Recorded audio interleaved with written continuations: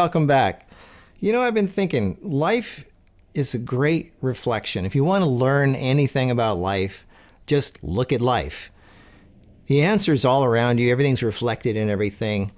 And I think that, how life, I look back and the things that were bad experiences, the bitter experiences of life, they helped make me stronger, better. If it wasn't for them, for the painful experiences, I wouldn't be where I am today. I wouldn't be stronger and better and more mature and developed and smarter and just in all areas of life, health, business, relationships. You got to learn from the hardships. The bitter things make life sweeter afterwards in the long run. The sweeter things in life, if everything is just beautiful and just going beautifully and smoothly, you don't change. You just stay where you are because you're comfortable. Everything's just wonderful. So the sweet things make you lazy. Meanwhile, the world passes you by because you're just lying there doing nothing because you're just, you're in sweet bliss. And I noticed the same similarity with diet, with what we eat, because think about it. What we experience in life, we're eating those experiences. We are digesting those experiences in our life. And our body is no different. It's eating and digesting sweet and bitter and fatty things and crunchy things and smooth things. And it reacts almost the same way, I believe, the exact same way as other experiences in life. I noticed that, at least for me, and this is just my experience, but I notice it with other people too.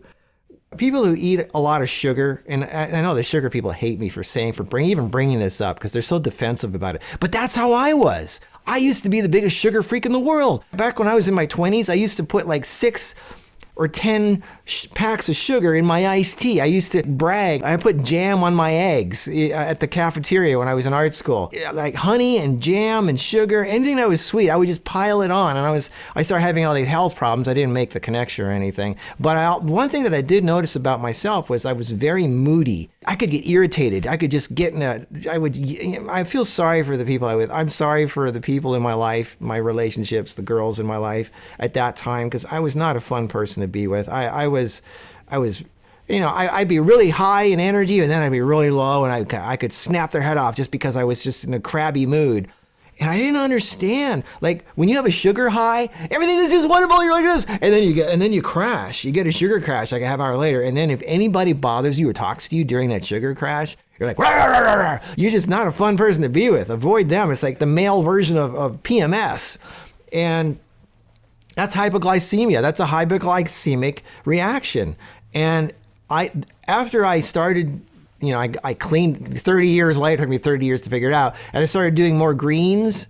I became like an animal look at the animals that eat a lot of greens. They're very mellow. They're very like chill, like nothing bothers them. They just stand there in the field and they munch their greens and, turtles and cows and whatever. They're just so mellow. And I noticed when I started eating more greens and less sweet stuff, I became a more nicer person to be with. I just became a nicer person. Everything was smoother and just worked better. And I could just think clearer and I was more relaxed. And look at the beings that live the longest. The longest living people and animals and things are the ones that are chill. Nothing bothers them. There's no stress. I think sugar just burns you out. It makes you just burn out faster. It makes you more hyper. So I'm not saying don't eat sugar. This is important. What I'm saying is I think you need to have everything in balance. And this is what I was saying. All my smoothies are half fruit and half greens. Monkeys eat half fruit, half greens. If you study the animals that are closest to us in the wild, they eat that way. They don't eat just fruit. They don't eat just greens. We're not cows.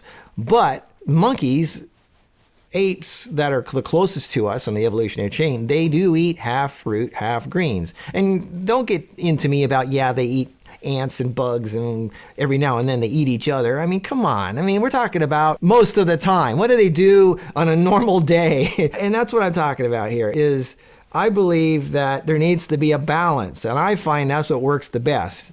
I'm not talking about doing something weird like juicing the fruit so you have nothing but sugar water. There's a video here that somebody else did, nutritionfacts.org did, showing that when you juice fruit, you're actually getting rid of more than just fiber. You're getting rid of other nutritional factors that are important for your health.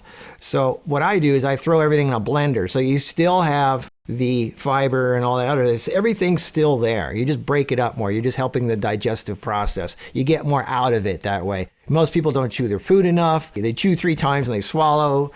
You're not going to get much out of it because you're not breaking your food down. You're supposed to chew it until it's a liquid, completely like a pudding, and then you swallow it. But nobody does that. But anyway, getting back to the bitter and the sweet thing, bitter helps your digestion. Bitter foods help clean your liver. I know it's not fun to eat bitter foods, but if, like I said, if you're dropped in nature, most of the stuff that you would be forced to eat is bitter. And that's for a reason. It actually helps your digestion. And when your digestion is better, your nutrients absorb better. You get more out of your food. So you need, I believe that I find that, so it works best for me. And I'm, like I said, I'm 50, I turned 57 in 4 months now. So I'm doing pretty good, I think. And what I do is half green, half fruit, with some nuts and seeds and other natural fats and things like that, avocados. I don't care if you call me high fat, low carb, low fat, whatever. We just eat what we want. I don't know how much of it is, I eat a lot of nuts and avocados. Yeah, so what? Am I fat? I don't think so. Do I have heart conditions? I don't think so. But anyway, I think everything should be balanced out. And I think you need a little bit of everything. In your life, you need some bitter stuff to help make you a better person, to help make you stronger. You need to learn from your pain. In your food, you need to have some bitter stuff that helps make things absorb better, helps improve your progress on the health path of life.